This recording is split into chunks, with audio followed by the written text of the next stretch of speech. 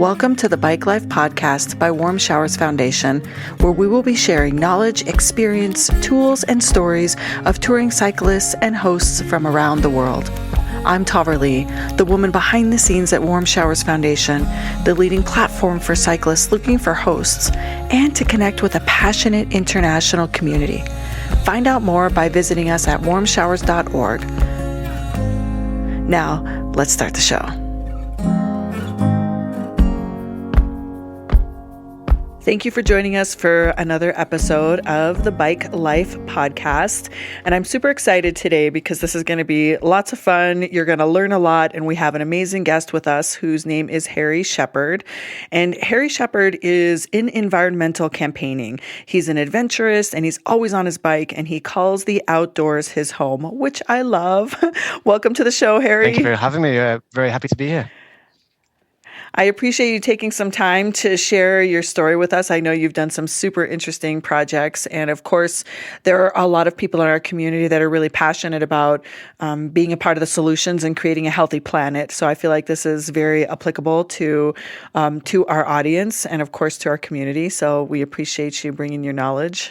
Yeah, absolutely. I mean, cycling is one of the answers to so many problems we have out there. So very happy to talk about it whenever I can. I love that. And so, when did you get into the environmental side of studying? Has that always been a passion for you? I mean, I grew up in the Lake District. I was very fortunate to grow up with the outdoors on my doorstep. And so growing up in a place where, you're surrounded by mountains, lakes, rivers, it's all there. It's all on your doorstep. It's part of you. And I guess that really instills in you the will and the desire to help protect that in any way you can. And I guess growing up with all of that on your doorstep as well really gives you that sense of adventure as well. So combining those two things just sort of felt like a natural way I was going to not only work in my career, but really live my life in a way. Yeah. So what a beautiful way to grow up. So nature was it was a second home to you from the time that you were little. Yeah, absolutely. And, I was also fortunate to grow up with my parents taking me out on adventures, climbing mountains, going on wilderness canoeing trips, and absolutely getting out on the bike whenever possible. I think the first cycling trip I did, I was about 5 or 6 years old, and Mum and Dad took me along the Great Glen in Scotland, which is an 80-mile trip through the fantastic valleys in Scotland, seeing Scotland at its absolute finest. And completing that kind of trip at such a young age kind of gives you that, gives you that sense of adventure that you just you never want to stop doing that really. And for me, I suppose, especially in the last 10 years, I mean, all of that kind of motivation has just excelled really and gone on a lot further, and which leads me a little bit towards what I want to talk about today. Which let's get into it. So tell us about how this really fascinating journey began. So I think I've mentioned the Lake District. I mean, it's a huge part of who I am and kind of where I came from. And, I'm very grateful for having grown up there. But, growing up in a beautiful place is one thing, but having amazing people around you is the other part of the equation. And obviously I had my amazing family around me during that time, but I also grew up with some fantastic friends. And one friend in particular stands out, Niggy Townend, who I met when I was, I think around 9 or 10 years old for the first time. And one of the things that Niggy really introduced me to was cycling on a kind of different level, I suppose. And we started going out on our mountain bikes and hitting the forest tracks and trails. And it really kind of, opened my eyes really in terms of cycling. More than being something that I would do casually, but really kind of get into and enjoy as a passion. And it wasn't just Niggy; his 3 brothers, the Townend brothers. There were 4 of them, all 4 boys, and all of them were massively into cycling. And as the years progressed, it really just became evident of the influence that they had not only on me, but on my friends, on other people in the town in which we grew up. And there was these 4 boys, this cycling family, and they just had such a big impact on the people around them, and that was brilliant. It was great motivation to be around people who are passionate about cycling. Mm-hmm, definitely. And then in 2010, just over 10 years ago now, tragedy struck really. Niggy and his oldest brother Christian were coming home from a ride. They'd been out on their bikes in the Lake District. and they were tragically killed in a road traffic accident on their way home. Niggy was only 21 years old. Christian was 29 years old. And it had obviously, a huge ripple effect, not only for their close friends and family, but on the whole community, cyclists and non-cyclists alike. And, for me personally, it was, obviously an extremely traumatic event, and something that just at the time felt as though there was absolutely no hope of overcoming this. I mean, it was awful. 2 brothers killed in the same accident, with their whole lives ahead of them. I cannot possibly imagine how difficult that must have been. And so, what do you do in a situation like that? I mean, I was at university at the time. I did manage to finish my degree and graduate, but how do you begin to kind of piece life back together after something like that? And it goes back to this aspect of having close groups of friends and communities of people. And my friend Niggy's friends, my friendship group, and Christian's friends, his friendship group, kind of got together, and people started thinking about what we could do to remember and celebrate the boys. And there was only one thing we were going to do, and that was to organize a cycling challenge. And so the Team Townend event was born, and the first event took place in 2011, only 4 months after the boys had passed away. And it was, it kickstarted 10 years of Team Townend. We've been doing this thing for 10 years, and it's not only an opportunity to go cycling, but it brings people together to remember these 2 boys, and just reignites that sense of community and camaraderie that these boys had, this family had, in terms of cycling, in terms of getting people outside and into the outdoors. And every year we go back, and people come back from all over the world to come and do Team Townend, and they see each other, they see their friends, and obviously have a few beers after cycling all day in the beautiful landscape, which is the Lake District. Yeah, that's a really beautiful way to honor them. And so last year, as I said, we've been doing this for 10 years, and last year was supposed to be the 10th Team Townend challenge. And we'd been planning this for a little while, looking to do, something bigger and better than ever before, because alongside the getting together and doing the riding and all of that, we've been raising money for Road Peace, which is a charity that campaigns for road safety. And we've raised, towards £100,000 for this charity in 10 years. And we were hoping to kind of excel that fundraising mark for last year for the 10th anniversary race. And alongside the event, the 10th event, we were going to have live music and different routes, and really kind of expand the whole affair. I thought I'd do something as a bit of a personal challenge alongside, and had the idea to ride across Europe, from Portugal to Romania, setting off in March with the intention of being back in Cumbria in the Lake District by May for the 10th Team Townend challenge.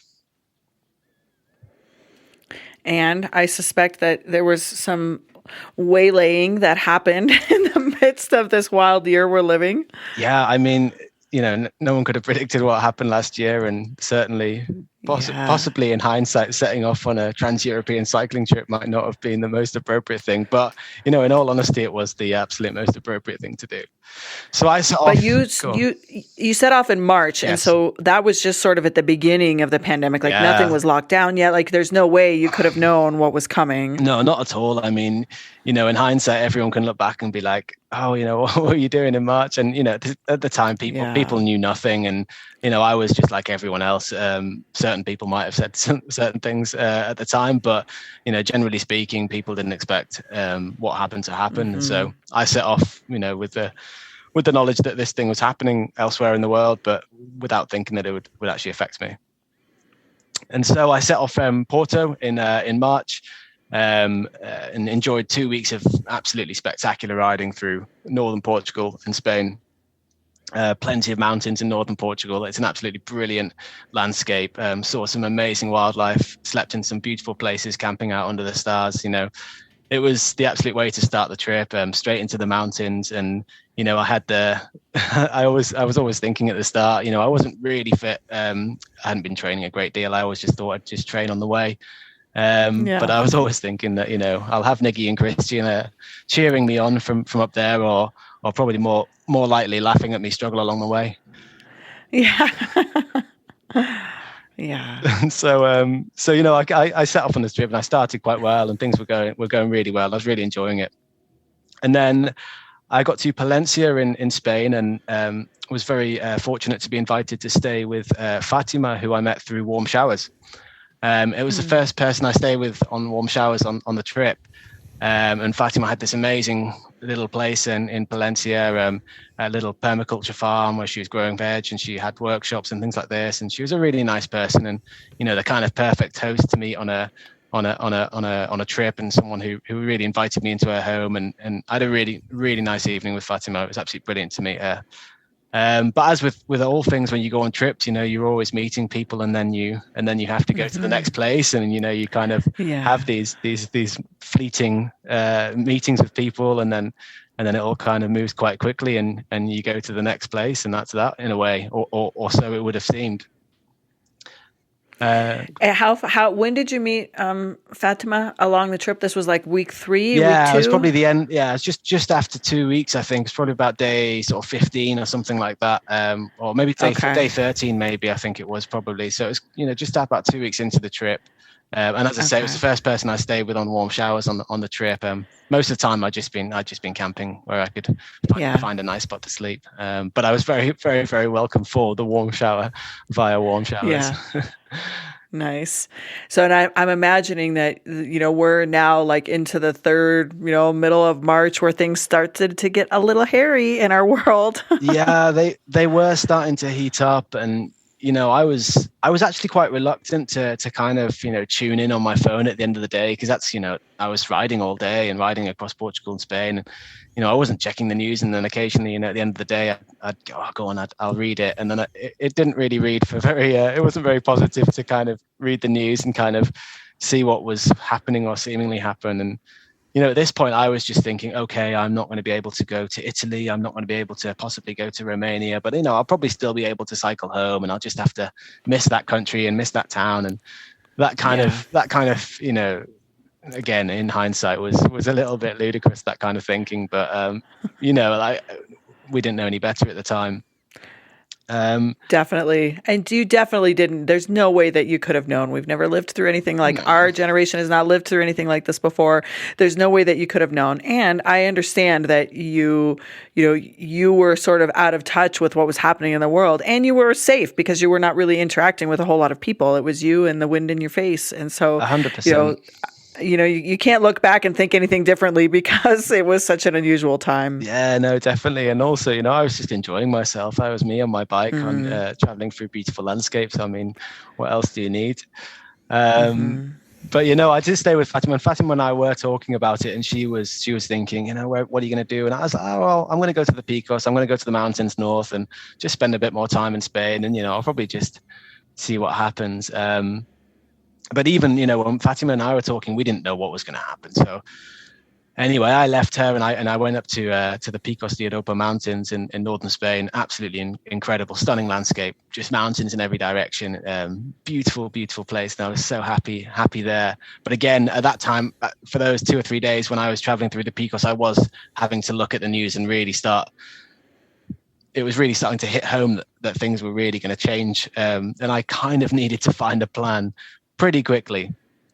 And so it came to that Saturday, or I think it was a Saturday evening, and the next day Spain was going into lockdown. It was all quite last minute in Spain that it was going to go into lockdown. There was only about one day's notice, and I was up in northern Spain and trying to figure out what to do, and didn't really have a plan, and was thinking I'd probably end up trying to get to Santander and get a ferry home, and that would be the end of the trip. And 2 weeks after this, and after starting, and that was the end of it all, really. And then Fatima texts me and says, what are you doing? What's your plan? And I was like, oh, Fatima, great to hear from you. And she says, I've got 2 friends running a really cool project over in Cantabria, which was the next province along from where I was. She said, they're very happy to have you for a little while if you want to go and stay for a few days and try and figure out a plan. And I was just like, this sounds brilliant. She said, there's a cabin in the garden you can stay in with its own little stove. And I was like, this sounds too good to be true. And this chance meeting with Fatima had led to this idea that I could go there for a few days. And I just thought, I don't have any other plans. I've got no other options in a way. And I just thought, let's go for it. And I had about 140 kilometers to get to this place on that day of lockdown, which was very nerve-wracking because at this point, I didn't know what lockdown meant. I didn't know what COVID meant. No one really knew anything. And it was all quite panicky. And, as luck would have it, the weather started to come in the afternoon, and it didn't stop, and it got torrential rain, torrential downpour. It was still early spring at this point, so it got dark around 6:00. The journey, obviously 2 or 3 punches on the journey. My back brake went. Like, there was one point when I was trying to get to this place. I was on this back road, like a country lane. I just got a puncture. I'd fixed the puncture. I was going up this hill. I couldn't see anything. It was pitch black. The rain was coming down. And then all of a sudden, there was just this huge group of cows just walking down the road to me. Oh, my. With three or four dogs just kind of leading the cows. No one was there. There was no farmer I could see. The dogs were just leading the cows, but it was just such a surreal moment. And I just had this I have this memory of that, of just being like, what on earth is going on? Here I am. Yeah, like you were in wild times. It just felt so strange. But anyway, I managed to get to this place, and I got to meet Kucho and Surya, Fatima's friends, just before midnight on the day of lockdown. And, I woke up the next day and was just in this beautiful, beautiful place where there was, a permaculture project, growing fruit and veg, natural building projects, organic beekeeping. The bees arrived a couple of weeks after I was there, and I ended up staying there for several months. It was an absolute oasis, and, the best place to be locked down in Spain, in my opinion.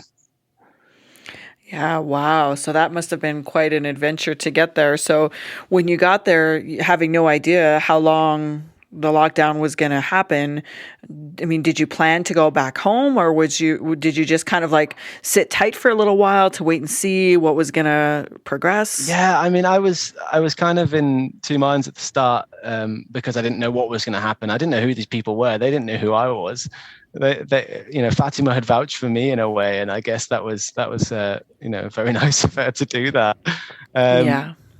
But, we hit it off from the start. They were brilliant people, and there was so much to do there, so many different, projects and things to get involved in. And, I like adapting to scenarios and situations, and it just sort of felt like a really good fit. And ultimately, I'd finished my previous contract at work before setting off on this trip. So I didn't really have anything desperate to get back to in the UK. So at that moment, I was thinking, I'm just going to stay here for a little while and see how it pans out, see what the situation's like. And ultimately, after about a week or two, all of the travel out of Spain to get back to England stopped anyway. That was it. It was, after that first week of people trying to get home to places, basically, all of the travel did just absolutely cease. And so after that point, I didn't really have a choice. And a couple of weeks after that, after about a month there, I was starting to think, when I leave here, I'm going to cycle out of here. It's no question I'm going to cycle out of here.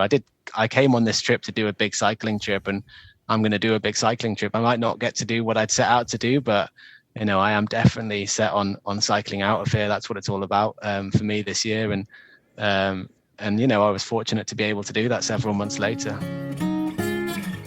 Now, let's take a moment to learn a little bit more about today's episode being brought to you by BikeFlights.com, a bicycle shipping service for cyclists. You'll enjoy fast delivery, great prices, and excellent service with every shipment. Select your shipment's delivery speed to suit your schedule and tap into their group buying power to get great rates. Throughout the shipping process, their support team, made up of fellow cyclists, works directly with their carrier's exclusive global operational team so that your shipment will arrive on time. Join the more than 700,000 cyclists who have used BikeFlights.com to ship their bikes, wheels, and gear with confidence since 2009 and see how easy it is to book, manage, and track your shipments. Visit BikeFlights.com/warm showers today to find out more information and to book your shipment. Now back to the show. And so you spent 4 months with them. It's quite a long time. Yeah, that's amazing. So did you get involved? Like, were you working on projects with them? Like, I'm sure that knowing what your background is and what you were interested in, and knowing that the outdoors felt like home for you, that must have been a great place for you to land. Yeah, absolutely. I mean, I like getting stuck into different things and learning about different projects. And, this place their focus is natural building and living more sustainably. And, it's been the family who set it up, who were also spent those months there as well. So there was this group of 8 or 9 of us spanning 3 or 4 different nationalities. It was a very odd little community that we'd formed out of pure chance, really. We did so many different things. I mean, I think the 2 highlights, I guess, were kind of the arrival of bees. I think that was pretty amazing. And organic beekeeping as well. So I was learning a little bit about beekeeping, and super interesting. Very nerve-wracking, but really interesting. The thing is with beekeeping, this is the one lesson you can take away from this, is if you're looking after bees, you have to be extremely chilled out. You have to wear your suit, and you have to be in the most zen moment of your life, because the bees can hear and react to your heart beating, they can sense your stress level in a way, and so you're trying to be really, really calm, but obviously you're feeling extreme anxiety because the bees all around you trying to sting you. So a little side story there, but just little things like that, like learning about different things like beekeeping, which I wouldn't normally probably have the chance to do. It was great. It was really, really interesting. The other thing that we did, the other big project, I guess, that we did when I was there was when we built a slip straw chicken house. So a big adobe clay chicken house, which was, a bit of a chicken hotel, really. It was a bit excessive, perhaps, for 10 chickens. But, when you've got time on your hands and a few people who are keen to work outdoors, then why not go big and build a chicken hotel? A chicken hotel. That is hilarious. I hope you took pictures of that. Yeah, we got loads of pictures of the chicken hotel. It was that was definitely a big highlight. And I guess it kind of, it all sort of fell into place. And after a few months, it just sort of felt that, what an experience to have done that and be there and, working outdoors, 5-6 hours a day and, spending time in the evening around the campfire and playing guitar and all that kind of stuff. It was, in reality, an extremely lucky and fortuitous experience for me, but also to be able to spend so much time outside and walk around and kind of explore and not have having to stay indoors because of the nature of the place where it was. They had this land and we could explore and be outside, and I was very grateful to have that time outdoors. And there's nothing that I enjoy more than being outside. So I was really happy to be able to do that, especially when so many other people unfortunately were inside for so long. Mm-hmm. I coined this phrase that I use with my family and my children regularly, which is that there are blessings that happened in the pandemic. So we call them pandemic blessings. And so for you, that was a pandemic blessing. And there are those, I know it's been challenging for a lot of people, but there are these little stories and experiences that we've had that you can always find there's a little blessing somewhere in there. And so I love it.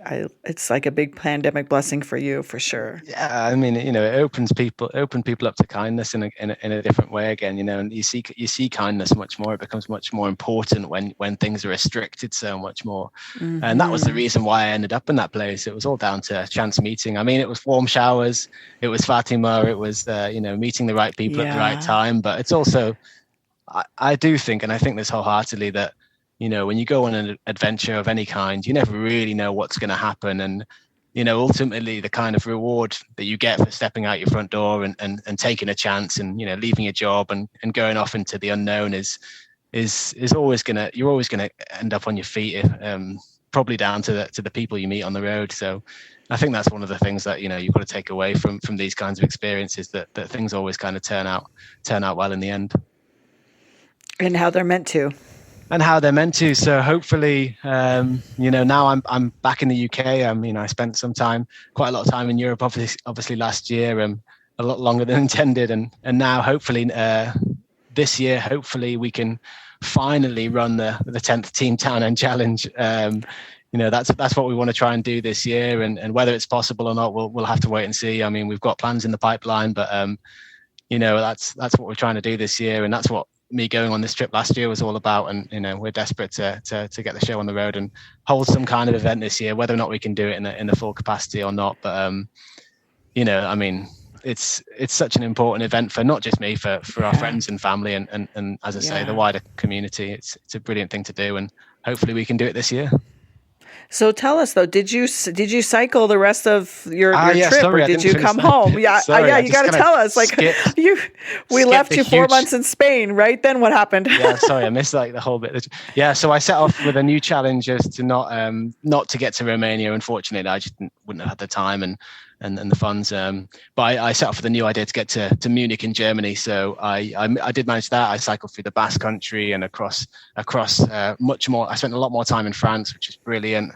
And kept on kind of trying to find mountains along the way, and then dipped back down into Switzerland, into Austria, into Germany, and then back to Austria and back into Germany again. So I spent some more time in the Alps, in the mountains. So it was a brilliant trip. As I say, it wasn't what I set out to do. I didn't expect to spend more than a week in France originally. If I'd managed to keep to my original schedule, I wouldn't have expected to spend more than a week in Spain. But that's how things go. And that part of the trip was brilliant. In the end, it was some fantastic cycling. I was obviously doing it in the height of summer as well, so it was very, very warm, but it was brilliant. It was really good fun. So how long in total did you end up being gone? Well, I left at the very start of March. I think it was the 1st of March I left, and I ended up getting back to the UK in December. Wow. So you were gone a long time. Yeah, I was working in Germany for a couple of months and seeing some people in Germany and things like this. But yeah, it was obviously a lot longer than I'd intended. And, that was down to the situation that happened last year. And, in a way, I think I was quite fortunate to be on a big adventure. Mm-hmm, definitely. So we would love to put a link in the show notes to the event, in case you are able to have it again this year. So I'm sure you guys have either a website or Facebook page that people can visit if they're in the area and they want to participate. Yeah, absolutely. We'll put all of those links in the below so people can find all of that and absolutely get involved. And if they can't get involved and they're just a big fan of cycling, then we're very grateful for any kind of support for the charity that we raise money for, which helps reduce the impact of traumatic events on families of people who've been killed in road traffic accidents. Yeah, what a beautiful cause. And thank you for sharing your story. I know it's vulnerable to share this type of loss, but it has fueled so much of who you are that we really appreciate you taking the time to speak with us. No problem. Thank you very much for having me. I appreciate it. Well, thank you so much, Harry. This has been great. And for those of you that are listening, if you are listening to us on Apple Podcasts or actually any of your favorite listening app, please make sure to leave us a rating and review because it does help us get in front of more people, which is part of our goal is to continue to build our community. And thank you for listening, and we will be back. Thank you for joining us, and we hope you enjoyed the show as much as we enjoyed making it. Wherever you are listening, please leave us a rating and a review as it helps us reach more cyclists and hosts around the world.